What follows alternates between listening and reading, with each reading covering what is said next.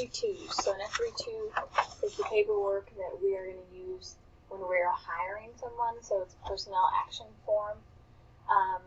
Let me show you how to get there. We're going to go to the website. Because they change this form so often, I don't recommend saving it. I recommend pulling from the Human Resources website to make sure you have the most up-to-date version. So if you can see, I use my handy-dandy search bar. I go to Human Resources. Two options. I can go down here to Employment Forms. I can use my black category box. I blanked on what it's called. Okay, so I'm going to click that. I have instructions here in PowerPoint form, or I have the actual F32. I'm going to click on that. I cannot go ahead and directly input information into these fields because then it will not save. So go ahead and save it under whatever name you're going to call it. And I'm going to call this practice because I actually already have one open. Okay, and then you just remember where you saved it. And let's see, come and pull it up. So let me pull up where I saved. Okay, so it should look like this when it's ready to have information input into it. So the first button you're going to come across is type of action. Right now we're going to do, it's not going to be a new hire. We're actually taking a student, and let me pull that up. We're taking a student who already has an F32. You can see Miss Sheila, she's a research assistant in civil and environmental. And we need to change her index. So we need to change the account from which her money comes. So she is not going to be a new hire.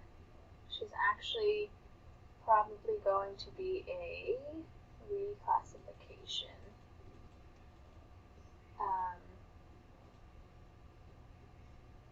Okay, so we have her type of action. She's a graduate student. We can look up her L number, but we actually have it here on this old F32. So we're going to input all of this information. So this you can get, by speaking to the student or the professor who's going to hire them. So we're going to put that in right now. Okay, so I've input the student's information. Now I come to some of the details about employment. It's best to start with the index. So I was given this index by the supervisor. Generally, this will denote the department. This is a research index, I believe. I'm sorry, distracted. So you may know this number, the index number, without knowing the rest of these. Now, a way you can look that up, and you might not have access to look up everyone's index, but we can come here to Internet Native Banner and go to FGIBDST. And if you see, I've already done this. I just make sure the fiscal year.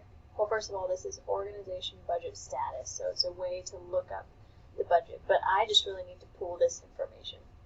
So you may be able to input this number and get your organization, your fund, and your program number, but you might not be able to look at the budget. Oh, I am. Okay, so I'm going to pull these numbers. If you'll see, fund is right here, so I'm just going to input that, 260169.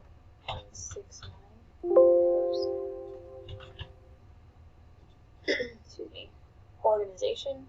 There sometimes will be a letter mixed in, 20841 with R. Oops. The account is a little bit different. If you do not have access to this portion of the budget, then you won't be able to see the different account numbers. But it's just telling payroll and finance which expense account to pull that money out of. So in this case, this is for a student salary. So it's going to be that, let me go back, this 61000. And then the program, I believe, was 210. And that's also denoted in this top right corner. Also, org name is going to be right here. So civil engineering restricted.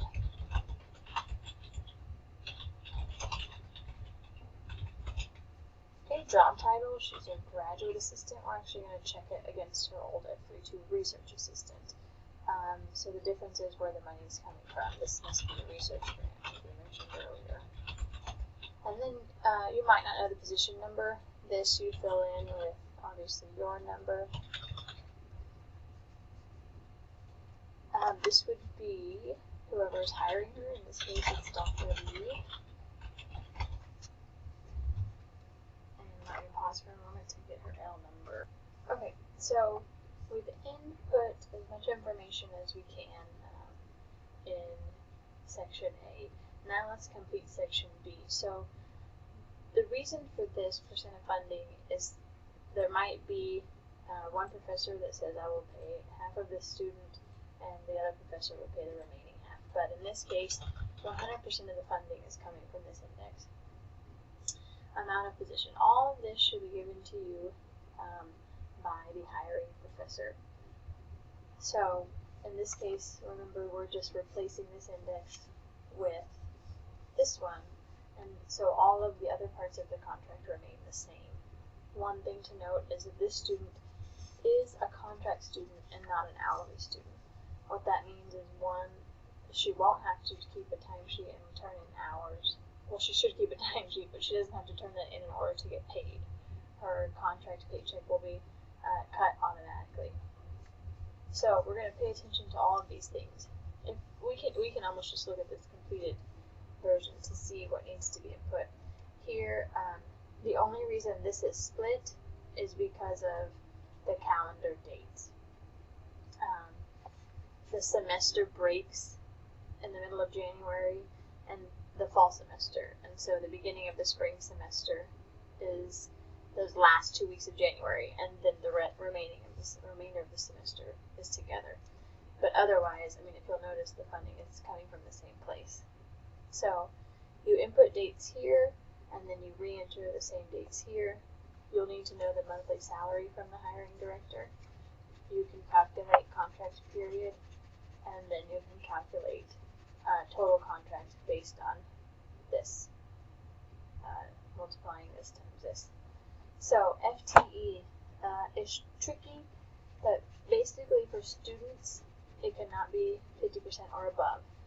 Student workers are by law not allowed to work more than 19.5 hours a week, so that's under half time, under part-time, so the FTE will never be above 49. Okay, the last thing to know, if it's a student, is to fill in this section F. It could be anything. Well, we already have a note here that this is replacing previous F32, but most of the time what we'll put here is who the student is researching under, maybe the laboratory in which they're researching. Sometimes we put projected graduation. It's really preferred once this gets to the dean. You'll see down here it has to be signed by the dean. He likes that information. So if you'll see, we have section A fully complete, section B, section C, and then for students we drop all the way down here to the left portion of section F. Okay, so that's basically all the portions of a student F32. This is obviously the scanned copy when it's finished, so when this is done, you obviously save it, print it. It will first go to the org manager. In this case, it is Dr. Lee. Goes to the dean. Sometimes, if our action were a new hire, then this would have to be accompanied with a new hire packet, but this one's a little bit easier. So that is a crash course in F32s.